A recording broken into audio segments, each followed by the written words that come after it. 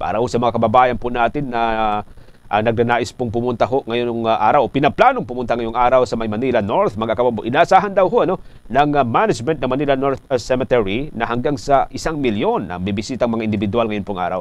May live report dyan si Bombo Kelly Cordero. Bombo Genesis, 2 oras simula na magbukas ang Manila North Cemetery. Umabot na sa higit 20,000 ang bilang ng mga bumibisita dito. Ayon sa pamunuan ng naturang sementeryo, inaasahan na aabot ng 1 milyon ang dadagsa ngayong araw.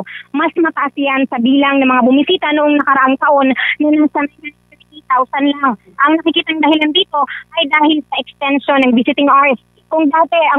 Kung dati simula 5 a.m. hanggang 5 p.m., ngayon 5 a.m. hanggang 7 p.m. ay pwede nang bumisita ang publiko sa puntod ng kanilang mga yumaong mahal sa buhay. Kung kayo ay may kasamang matanda o PWD, maaari kayong magabang dito sa entrance ng libreng sakay. May e-trike dito na magdadala sa inyo sa loob, lalo pat na may kalayuan ng mga puntod simula dito sa may gate. Samantala, maayos din ang daloy ng security dito. Pagpasok pa lang, mahigpit ng sinicheck ang mga dalang gamit ng bawat mapasok. Kaya kung makikita dito, marami pa rin ang nakukumpiska ang mga ipinagbabawal na gamit, gaya ng lighters, pabango, vape, kasi ay mga flammable items. Kaya mahigpit na ipinagbabawal yan ng pamunuan ng Manila North Cemetery at ng Philippine National Police para maiwasan ng mga aksidente o kaguluhan. Paalala pa rin ng pambansang pulisya sa publiko, iwasan ang pagdadala ng mga gamit gaya ng makating na gamit gaya ng kutsilyo, ice pick at iba pa. Mahigpit din na ipinagbabawal ang pagdadala ng mga nakakalasing na inumin gaya ng alak. Bawal din ang pagdadala ng mga paputok at mga bagay na may ingay tulad ng speakers, radyo at iba pa.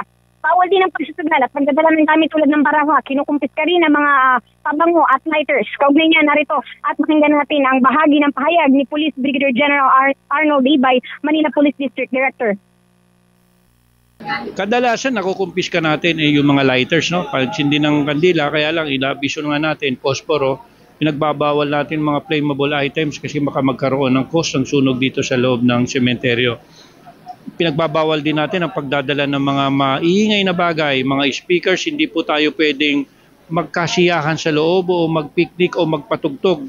Gawa ng kailangan natin ay maging solemn yung araw na ito. Yun nga ang dahilan kung bakit nagkakaroon tayo ng taon-taon na pag-alala sa ating mga namatay na mga kamag-anak.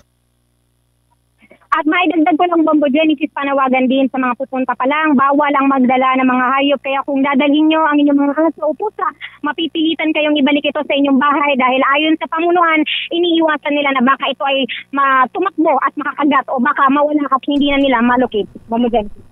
Anong pulisiya dyan ngayon na Bombo Kelly? Kasi usually may mga kababayan tayo na gusto ring magpalipas ng gabi sa mismong sementeryo. Dyan sila matulog na or kung hindi man, dyan sila mag-picnic. Pinapayagan ba ito o talagang may takdang oras na talaga nasusundin? Bombo Genesis, ayon sa pambansang pulis na mahigpit nilang ipinagbabawal ang overnight dito. Picnic hanggang sa alas 7 ng gabi o magstay dito hanggang mamaya ay pwede. Pero 1 oras okay. Para malaman kung sino-sino pa yung mga nagbabalak na mag-overnight. Within that duration, anong plano ng Philippine National Police? Mag-i-stay sila lahat dyan?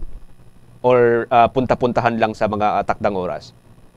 Yes, Bombo Genesis, sa ngayon, higit 300 na pulis ang nandito. At plano nilang mag-stay dito hanggang November 3. Dito sila magbabantay sa Manila North Cemetery at sa mga kalapit na barangay na rin nagbabantay para sa mga posibleng kaguluhan, para maiwasan.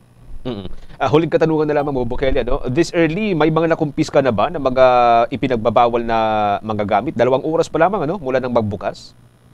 Yes, Bombo Genesis, marami na. Karamihan dito ay mga sigarilyo, vape at kabango. Itong mga sigarilyo at vape, hindi na ito ibabalik ng pulisa. Pero ang mga nagagamit gaya ng pabango o di kaya yung mga panlinis, posible pa nila itong makuha. Lumapit lang sila dito sa may police assistance desk ay may tag namang nakalagay. Pwede nila itong makuha mamaya bago sila umuwi. Okay, sige. Maraming salamat. Ingat ka dyan, Bombo Kelly.